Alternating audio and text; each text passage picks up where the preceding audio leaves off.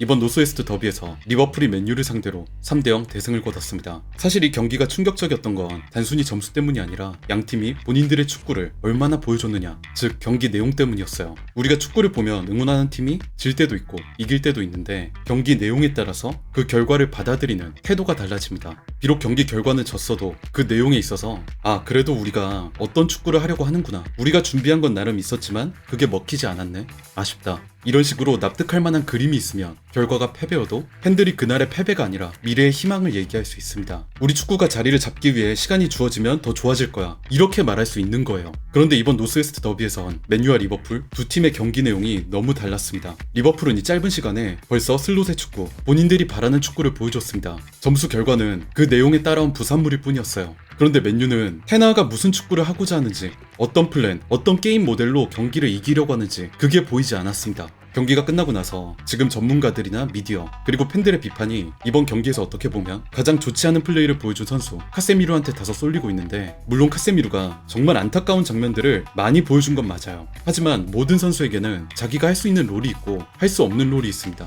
그런데 오늘 테나가 카세미루에게 부여했던 역할은 그가 혼자서 소화하기엔 다소 버거운 롤이었습니다. 전반전 맨유의 전술을 살펴보면서 말씀드릴게요. 이날 테나는 4-2-3-1 포메이션을 들고 나왔습니다.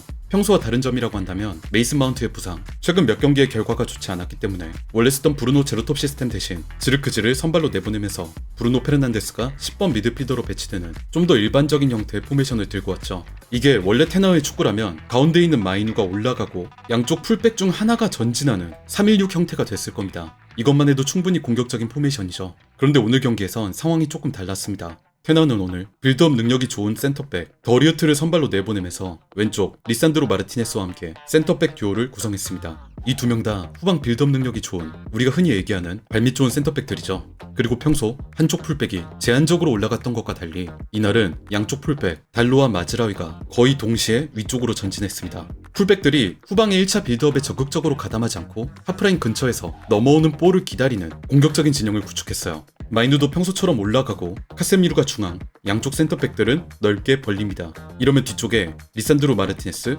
오나나, 더리우트, 카세미루 이렇게 4명이 다이아몬드 형태를 이루게 됩니다. 후방 빌드업 작업은 이 다이아몬드 형태를 이루는 4명이 맡고 나머지 선수들은 비교적 위쪽에서 볼을 기다리는, 평소의 316보다 더 공격적이고 양쪽 풀백들의 전진을 많이 요구하는 시스템이에요. 제가 볼 땐 테나가 이런 전술을 가져온 이유는 이거였던 것 같아요. 우리 뒤쪽엔 더리우트, 리산드로, 오나나가 있다.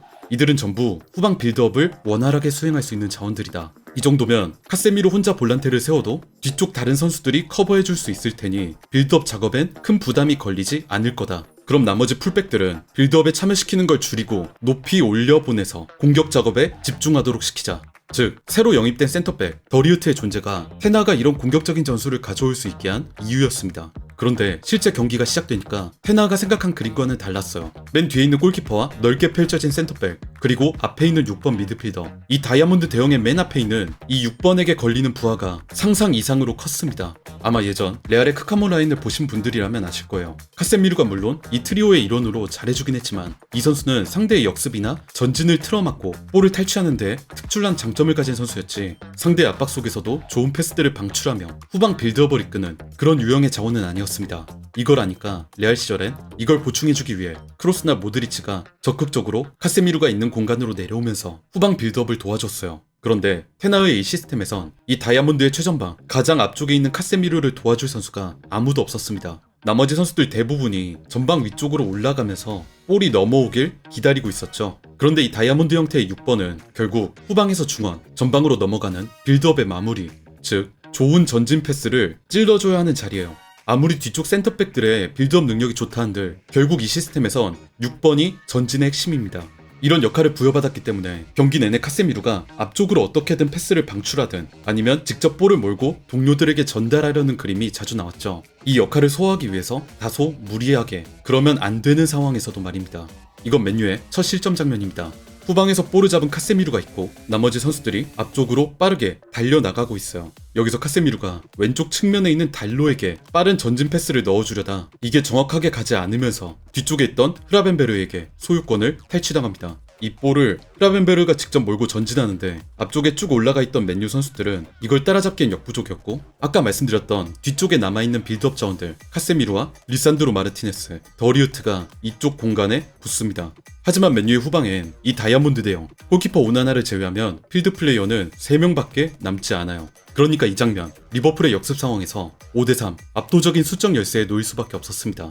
볼을 가져온 흐라벤베르가 살라에게 넘겨주고, 살라가 올린 크로스가 완전히 자유로운 루이스 디아스의 머리에 도달하면서 리버풀의 선제골이 터졌죠. 물론 실점의 1차적인 원인은 패스미스를 저지른 카세미루에게 있는 게 맞지만, 이 공간, 소보슬라이와 루이스 디아스가 있는 이 공간을 커버해줄 선수마저 위로 올라간 것, 저는 이게 제일 결정적인 실점 이유라고 생각합니다. 저는 이 경기를 보면서 진짜 슬롯이 좋은 감독이라고 느꼈던 게 뭐였냐면, 맨유가 6번 미드필더의 전진성, 카세미루의 역할에서 약점을 노출하니까 이걸 집요하게 파고들었다는 부분이었어요. 여러분 모두 아시겠지만 프로의 세계에선 상대가 약점이 있다고 하면 당연히 그걸 노려야 되는 거고, 이게 절대 비겁한 게 아니잖아요. 오늘 슬롯의 리버풀은 그런 프로페셔널함을 여지없이 보여줬습니다. 카세미루가 볼을 잡으면 앞쪽에 패스기를 확 틀어 막는다든지 아니면 강하게 압박을 건다든지, 전반전 맨유의 두 번째 실점 장면이에요. 그래도 아까보단 후방 지역에 맨유 선수들이 많이 배치되어 있습니다. 그런데 여기서 카세미루가 볼을 잡고 돌아서거든요. 아까 말씀드린 오늘의 6번의 역할, 적극적으로 앞으로 볼을 내보내는 전진 플레이를 실행하기 위해서 카세미루가 앞으로 나가려고 하니까 순간적으로 리버풀 선수들 5명이 모여들어서 한순간에 공간을 좁혀버립니다.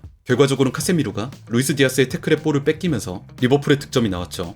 물론 카세미루가 전술적으로 맞지 않은 옷을 입었으니까 선수 개인의 잘못은 없느냐, 그건 절대 아닙니다. 우리가 이런 걸 감안해도 카세미루가 소유권을 잃은 횟수가 너무 많아요. 전반전 45분만 뛰고 교체됐음에도 카세미루로부터 비롯된 소유권 상실이 슈퍼스코어 기준 13입니다. 후반전에 뛴 다른 선수들의 수치와 비교할 때 전반전에만 뛰었던 카세미루가 기록한 이 수치는 너무 높아요. 맨유가 리버풀에게 진 이후 더 나아가서 좋지 않은 경기력을 보여준 건 어긋난 시스템을 준비한 테나의 문제, 그리고 그걸 감안하더라도 심각하게 좋지 않은 폼을 보여줬던 카세미루의 문제가 겹친 결과라고 생각합니다. 혹시 이 영상을 보시는 맨유 팬분들이 계시다면 저는 개인적으로 이 문제를 카세미루 개인에게 돌리지 않으셨으면 좋겠어요. 솔직히 저도 영상 만들 때 소위 말하는 범인 찾기를 하면 쉽습니다. 이 선수가 이러면 안 됐고 여기선 이렇게 하는 게 맞았고, 그렇게 말씀드리는 게 훨씬 쉬워요. 그런데 제 구독자분들, 이 영상을 보시는 맨유 팬분들이 그러지 않았으면 좋겠다고 말씀드리는 건 결국 그러면 우리가 근본적인 문제를 보지 못하기 때문입니다. 카세미루가 잘못했다, 이걸로 끝나는 게 아니라 왜 이 선수가 못하는 상황이 나왔을까를 같이 생각하는 분들이 많아졌으면 좋겠어요.